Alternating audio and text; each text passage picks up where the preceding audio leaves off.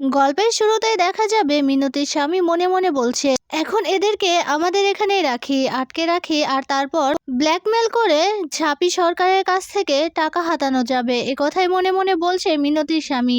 এদিকে ঝাঁপি মিনতিকে বলছে, তোমরা আজকে আমাকে যা উপকার করলে আমি এই ঋণের কথা কোনোদিনও ভুলবো না। এরপর মিনতি বলছে, এমন করে কেন বলছো? এ কথা বলে মিনতি মিনতির স্বামীর কাছে গিয়ে বলছে, কি গো তুমি কিছু বলছো না কেন? এরপর মিনতির স্বামী বলছে, আজকে লক্ষ্মী আমাদের বাড়িতে এসেছে, আমি কি কিছু বলতে পারি বলো? আমি খুব খুশি হয়েছি, তবে আজকে না জামাইয়ের জন্য ডিম রান্না করবে, খুব ভালো করে ডিম রান্না করবে, বুঝলে তো? আজকে ওদের রাতের বেলা ডিম খাওয়াবো। আমি বাজার থেকে আরো বাজার সদাই করে নিয়ে আসি, আপনারা থাকুন। এই কথা বলে মিনতির স্বামী সেখান থেকে চলে যায়। এদিকে দীপ মনে মনে বলছে, ঝাঁপিকে কত ভালোবাসে এরা।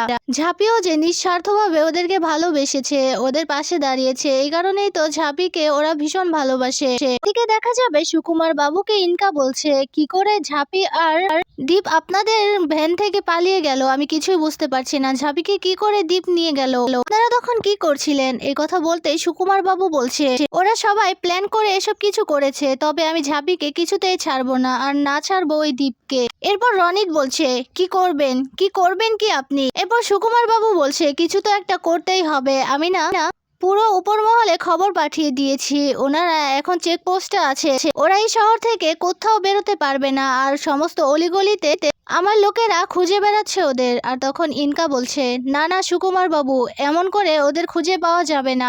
দ্বীপ যেহেতু আছে সেহেতু আমাদের ভয়, কারণ দ্বীপ যেখানে আছে ঝাঁপিকে সেখান থেকে কেউ বের করতে পারবে না। আর ঝাঁপি এই শহরের অলিগলি সমস্তটা চেনে, তাই ওরা এমন জায়গায় লুকিয়ে হবে যাতে আপনার ফোর্স কিছুতে ওখানে ঢুকতে না পারে। আমাদের অন্য কিছু করতে হবে।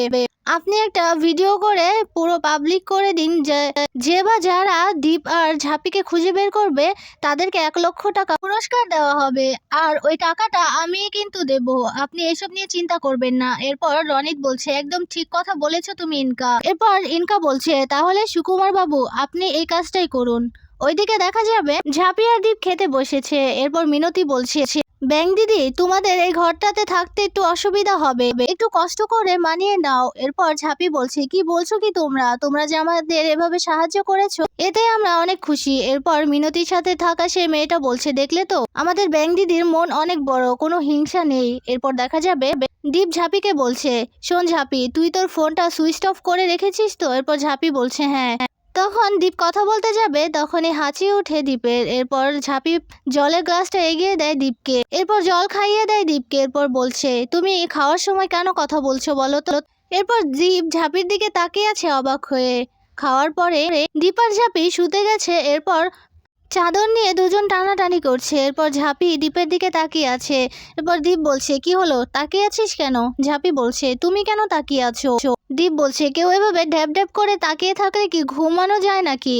এই কথা বলেই দীপ উঠে বসে। এরপর ঝাঁপি বলছে, কি করছো কি তুমি? উঠে কেন বসলে? এরপর দীপ বলছে, না আমি তোর সাথে একই বিছানায় থাকতে পারবো না। তুই এভাবে ড্যাব ড্যাব করে কেন তাকিয়ে আছিস? ঝাঁপি বলছে, আমি তাকিয়ে আছি তাতে তোমার কি? তুমি তো ঘুমোতেই পারো, আর তুমি না আগেও বলেছিলে যে আমার সাথে একই বিছানায় শুবে না, আর আমি তাকিয়ে থাকলেও তোমার কিচ্ছু যায় আসে না। একথা বলতেই দীপের মনে পড়ে যায় দীপ ঝাঁপিকে বলেছিল, ঝাঁপি তুই যদি আমার সাথে একই বিছানায় ঘুমোস তারপরও কোনোদিনও বুঝতেই পারবি না যে তোর সাথে একজন মানুষ শুয়ে আছে। এ কথাগুলোই দীপের মনে পড়তে থাকে। আর তখন ঝাঁপি হাসতে হাসতে বলছে, কি হলো, মনে পড়লো তো? জানো তো, আজকে মা ঝাড়া লক্ষ্মীর আশীর্বাদেই তুমি কিন্তু আজকে আমার সাথে একই বিছানায় ঘুমাচ্ছ, আর আমার ভালোবাসার টানেই কিন্তু তুমি সেই বিদেশ থেকে ফিরে এসেছো। শুধু বিদেশ থেকেই ফিরেই আসোনি, বরং আমার সাথে পালিয়ে পালিয়ে থাকছো। এটা কি ভালোবাসা থেকে কম নাকি? এরপর দীপ বলছে, তোর যত সব ফালতু কথা, এই ফালতু কথাগুলো না বলে তুই একটু ঘুমা আর আমাকেও একটু শান্তি দে। এরপর ঝাঁপি বলছে, কি বলছো? এগুলো ফালতু কথা? একদমই ফালতু কথা না, এগুলো একদম ঠিক কথা। এরপর দীপ বলছে, তুই কি একটু ঘুমোবি আর আমাকেও শান্তি দে। এরপর দেখা যাবে ঝাঁপি বলছে, তাহলে তোমার দিকে আমি তাকিয়ে থাকলে কি সমস্যা? এরপর দীপ বলছে, তুই একটা কথা বোঝার চেষ্টা কর, তুই যখন ঘুমাচ্ছিস কাসাইদি যদি তোর দিকে তাকিয়ে থাকে তখন কি তুই ঘুমাতে পারবি? এরপর ঝাঁপি বলছে, তুমি যে কি বলছো না, আমার কথা কেন বলছো? কাসাইদি তো তাকিয়ে থাকবে নীলুদার দিকে, আমার দিকে কেন? এই কথা বলতেই দীপ বলছে, তুই যে কি বলিস না, এই কথা বলে উঠে যায়। ঝাঁপি বলছে, ঠান্ডার মধ্যে কেন এভাবে উঠে গেলে? এভাবে উঠে গেলে তোমারই তো ঠান্ডা লাগবে। দীপ বলছে, তোর না আমাকে নিয়ে চিন্তা করতে হবে না, তুই ঘুমো। এই কথা বলেই জানালার কাছে গিয়েছে দীপ। আর তখন খুব ঠান্ডা লাগতে ঝাঁপি বুঝতে পেরে বলছে, তুমি না এভাবে রাগ অভিমান করো না, তুমি এখানে এসে শুয়ে পড়ো, আমি তোমার দিকে তাকাবো না, এবার তো শো। একথা বলতেই দীপ গিয়ে শুয়ে পড়ে ঝাঁপির দিকে আর বলছে, আমি তোর থেকে একটু চাদরটা নিই। কথা বলে চাদরটা নিয়ে দীপ শুয়ে পড়ে আর ঝাঁপি দীপের দিকে তাকিয়ে হেসে আবারও ঝাঁপি শুয়ে পড়ে। ওইদিকে দেখা যাবে মিনতির স্বামী বসে বসে ভাবছে, আজকে তো ওদেরকে এখানে রেখে দিলাম, ভালোই হয়েছে, অন্য কারোর বাড়িতে যে থাকিনি এতেই আমার লাভ। কিন্তু ঝাঁপি সরকারের কাছ থেকে কি আমি পরে টাকাটা উদ্ধার করতে পারবো?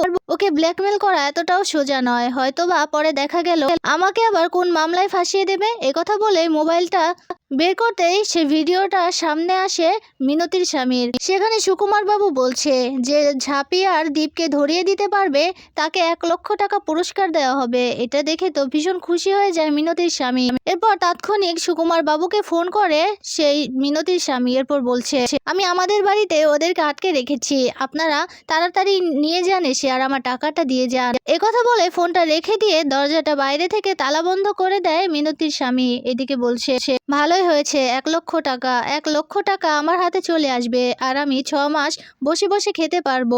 একথা বলে হাসছে মিনতির স্বামী। আর মাঝরাতে দেখা যাবে সুকুমার বাবু তার ফোর্স নিয়ে এসে মিনতিদের বাড়িতে এসে ডাকাডাকি করছে দরজা খোলার জন্য। এইদিকে দেখা যাবে ঝাঁপিরও ঘুম ভেঙে যায় আর জলের গ্লাস আনতে গেলেই ঝাঁপি শব্দ শুনতে পায়। এরপর শব্দটা শুনেই দীপকে গিয়ে ডেকে তুলে বলে, দেখো না কে যেন এসেছে, বাইরে অনেক ডাকাডাকি করছে। এরপর দীপ উঠে শুনে বলছে, হ্যাঁ তাই তো। এরপর ঝাঁপি বলছে, চলো না আমরা গিয়ে দেখি। একথা বলে ঝাঁপি আর দীপ যাবে আর তখনই দরজার কাছে গিয়ে বুঝতে পারে দরজাটা বাইরে থেকে তালা বন্ধ করা। ঝাঁপি বলছে, তার মানে আমাদের এখানে আটকে রেখেছে।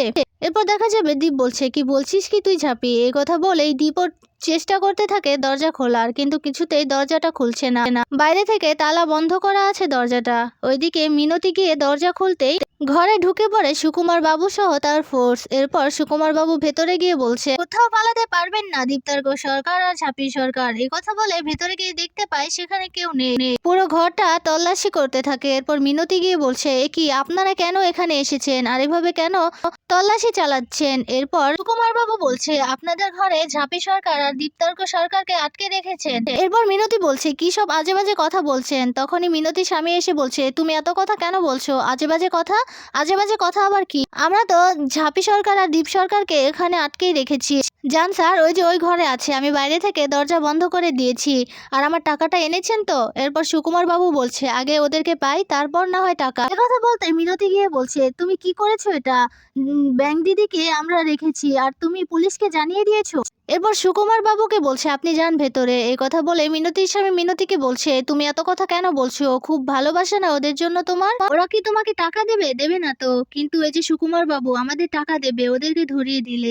এইসব সব কথাই শুনতে পায় ঝাঁপি আর দীপ। এরপর ঝাঁপি বলছে, এখন কি করব আমরা? দীপ বলছে, একটু শান্ত হ, আমাকে ভাবতে দে কি করা যায়। এ কথা বলে জানালার দিকে তাকাতেই দীপের বুদ্ধি আসে। ওইদিকে দেখা যাবে সুকুমার বাবুকে মিনতির স্বামী বলছে, যান এই ঘরেই আছে। এ কথা বলে তালাটা খুলে দিতে সুকুমার বাবু সহ তার পুরো ফোর্স সেই ঘরের ভিতর গিয়ে তল্লাশি চালায়, কিন্তু কাউকে কোথাও খুঁজে পায় না সুকুমার বাবু। এরপর মিনতির স্বামীকে বলছে, কোথায়? এখানেই তো রেখেছিলেন, কোথায় সেই দুজন? এরপর মিনতির স্বামী বলছে, এখানেই তো ছিল, তাহলে কোথায় গেল? দেখুন ঘরেই আছে। একথা বলতেই পুরো ঘরটা খুঁজে দেখে কিন্তু কাউকে খুঁজে পায় না। এরপর খাটের তলায় দেখতে গিয়ে সুকুমার বাবু পড়ে যায়। এরপর তাকে উঠানো হয়। এরপর একজন কনস্টেবল সুকুমার বাবুকে বলছে, ওই দেখুন স্যার, জানালার শিকগুলো ভাঙা। এই কথা বলতেই সুকুমার বাবুর চোখ যায় জানালার দিকে আর জানালার কাছে গিয়ে দেখতে পায় বাইরে দিয়ে ঝাঁপি আর দীপ দৌড়চ্ছে, দৌড়ে পালাচ্ছে। আর তখন সুকুমার বাবু বলছে, ওই তো আসামি, ওদেরকে ধরো। একথা বলে সবাই চলে যায় দৌড়ে। এদিকে মিনতির স্বামী বলছে, এই আমার টাকাটা কেন দিয়ে গেলেন না? একথা বলে কাঁদতে থাকে আর বলছে, আমার টাকাটা তো আমি পেলামই না, কিন্তু ঝাঁপি যদি একবার বেরোতে পারে তাহলে আমাকে তো শেষ করে দেবে। একথা বলে কাঁদছে মিনতির স্বামী। ওইদিকে দেখা যাবে ঝাঁপি দৌড়তে দৌড়তে ক্লান্ত হয়ে গেছে, এরপর থেমে যায়। এরপর দীপ গিয়ে বলছে তাড়াতাড়ি চল, না হলে তো ধরা পড়ে যাবি। কথা বলে ঝাঁপির হাতটা ধরে আবারও টানতে টানতে দৌড়তে থাকে দীপ।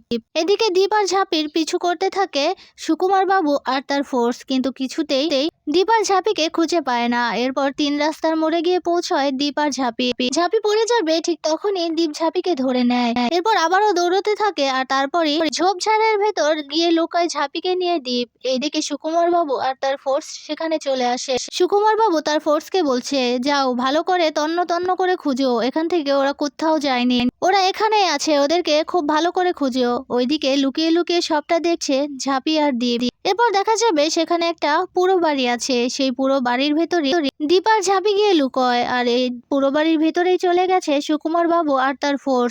তাদেরকে দেখে ঝাঁপি বলছে চলো না, আমরা তো ধরা পড়েই গেছি, চলো আমরা স্যালেন্ডার করি। এই কথা শুনেই দীপ বলছে তোর কি মাথা খারাপ হয়ে গেছে? আমরা স্যালেন্ডার করার জন্যই কি আমরা পালিয়েছি নাকি? ঝাঁপি, তোকে নিজেকে নির্দোষ প্রমাণ করতে হবে, তাই এখান থেকে পালাতেই হবে আমাদের। বুঝতে পারছিস তুই ঝাঁপি, তুই নিজে কোনো দোষ করিসনি, সেই দোষের সাজা ঘাড়ে নিয়ে কেন তুই বয়ে বেড়াবি বল? এরপর ঝাঁপি বলছে তাহলে তুমি যদি আমাকে ভালো নাই বাসো তাহলে আমার জন্য নিজের জীবনটা কেন নষ্ট করছো? এরপর দীপ কিছুই বলে না। ওইদিকে দেখা যাবে রাত্রিবেলা সুকুমার বাবু তার ফোর্স নিয়ে চলে গেছে ঝাঁপিদের না পেয়ে। এরপর ঠান্ডা লাগার কারণে দীপ সেখানে আগুন জ্বালে আর তখন দেখতে পায় ঝাঁপির ভীষণ ঠান্ডা লাগছে। এরপর দীপ নিজের গা থেকে সোয়েটারটা খুলে ঝাঁপিকে নিয়ে পরিয়ে দেয় আর দীপ আগুন জ্বালিয়ে আগুন এর কাছে গিয়ে বসে থাকে। এরপর ঝাঁপি এসব কিছু দেখে তাকিয়ে আছে দীপের দিকে আর দীপ তাকিয়ে আছে ঝাঁপির দিকে।